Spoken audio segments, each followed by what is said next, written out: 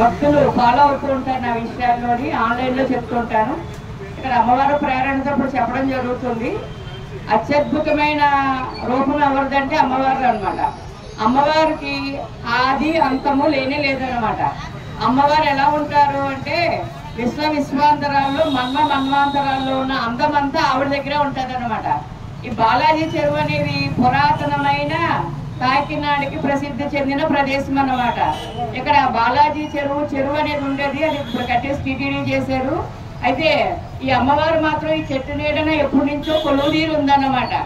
ఈ బాలాజీ చెరువు దగ్గర ఉన్న కనకదుర్గ అమ్మవారు చిన్న గుడి అయినా శక్తివంతమైందన్నమాట. అమ్మ శక్తిని వర్ణించడం ఎవరికి సాధ్యం కానే కాదన్నమాట. అమ్మ దయ ఉంటే అన్నీ ఉన్నట్లే అంటారు కదా. అమ్మ దయ పొందాలి అంటే ఎలా ఉండాలి అంటే మంచి గుణగణాలు కలిగి ఉండాలి, మానవత్వం కలిగి ఉండాలి, నైతిక విలువలు కలిగి ఉండాలి, నీతి నియమాలు కలిగి ఉండాలి. అమ్మకి ఎలాంటి హృదయం కావాలి అంటే పవిత్రమైన హృదయం కావాలి. మనం గుడికి వచ్చామా, పూజ చేయించుకున్నామా, కుంకుమ పూజ ఆ పూజ ఈ పూజ చేయించుకున్నామా కాదు. నిత్య కళ్యాణం పచ్చతోరణంగా స్త్రీలు ఎవరైనా సరే నిండుగా ఉండడం నేర్చుకోవాలి. పంచమాంగళ్యాలు అన్నమాట.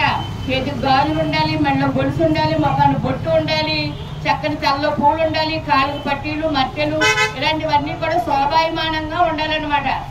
ఏ ఒక్కటి లేకపోయినా కూడా అది దోష భూయిష్టమైందన్నమాట. అలాంటి వాళ్ళ జీవితాలు చాలా చిందరవందరగా చాలా భయంకరంగా ఉండే అవకాశాలు ఉంటాయన్నమాట. అమ్మవారిని పూజించే వాళ్ళు, అమ్మవారి గుడికి వెళ్ళే వాళ్ళు కూడా ఎట్టి పరిస్థితుల్లోని చక్కని సాంప్రదాయమైన దుస్తులు ధరించి అద్భుతమైన అమ్మ కృప పొందడానికి వెళ్ళాలి. అలా కూడా తీసుకెళ్లే పిల్లలను కూడా సాంప్రదాయమైన దుస్తులను ధరింపచేయించి తీసుకెళ్లాలన్నమాట. మనిషిగా బ్రతకడం అనేది చాలా అదృష్టమైన జన్మ. 84 లక్షల జన్మల తర్వాత మానవ జన్మ వచ్చింది మనకి. ఈ మానవ జన్మని సార్థకం చేసుకోవాలి అంటే మంచి గుణగణాలు కలిగి అమ్మవారు కృపగా పొందాలన్నమాట. శాశ్వతమైనది ఎవరంటే అమ్మవారు. ఏ మనిషి ఎంత గొప్పవాడైనా శాశ్వతం కాదు, ఏ ప్రాణి శాశ్వతం కాదు. 84 లక్షల జన్మల తర్వాత మానవ శరీరం మనకి ఇచ్చాడు దేవుడు. మనం సంపాదించిన పుణ్య ఫలము వలన మనం పాపము చేస్తే ఆ ఫలితాలు 7-14 తరాలకు వెళ్తాయి. పుణ్యము చేస్తే ఆ ఫలితాలు 7-14 తరాలకు వెళ్తుంది. కనుక ఈ దసరా రోజుల్లో మాత్రమే అమ్మవారి భక్తి కాదు, బ్రతికున్నంత వరకు అమ్మవారి భక్తులుగా ఉండాలి అంటే హృదయ శుద్ధి ఉంచుకోవడానికి ప్రయత్నం చేయాలి. ఈర్ష్యాద్వేషాల నుండి బయటికి రావడానికి ప్రయత్నం చేయాలి. అమ్మ విశ్వాంతరాల్లో మన్వాంతరాల్లో కొలువుదీరుంది. గుళ్ళో మాత్రమే కాదు మన హృదయంలో కూడా ఉండేలాగా మనం చూసుకోవడానికి ప్రయత్నం చేస్తే మనం అదృష్టవంతులము. నెక్స్ట్ తరాల వాళ్ళకి అమ్మవారి శక్తి గురించి, అమ్మవారి భక్తి గురించి చెప్పాలి అంటే ఇప్పుడు మనం తెలుసుకోవాలి, ఫాలో అవ్వాలి పెద్దవాళ్ళు చెప్పిన మాటలు.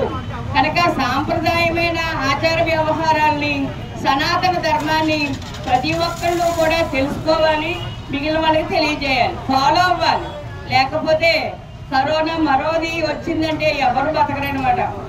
కనుక భక్తి శ్రద్ధలతో భగవంతుడు మనం చూస్తున్నాడు 24 గంటల సేపు అన్న గుర్తు ఉంటే ఎప్పుడు ఎవరు కూడా తప్పులు పాపాలు చెయ్యరు. కనుక మనము మానవ జన్మ సార్థకత చేసుకోవాలని తపన కలిగిన వ్యక్తులుగా ఉందామని ప్రయత్నం చేస్తే ఆ జన్మ సార్థకత అన్నమాట. పుట్టేమో చచ్చేమో కాదు, ఈ మధ్య సమయాన్ని మనం సద్వినియోగం చేసుకోవడానికి ప్రయత్నం చేయాలి. అమ్మ దయ ఉంటే అన్నీ ఉన్నట్లే. అమ్మ దయ పొందాలంటే తప్పనిసరిగా అందరూ కూడా మంచి మార్గంలో ప్రయాణం చేయాలి. శుభం పోయా, మంచి వరకు మంచి జరగాలి, చెడ్డ వాళ్ళలో మంచి మార్పు రావాలి. మీ కళ్యాణి మురళి.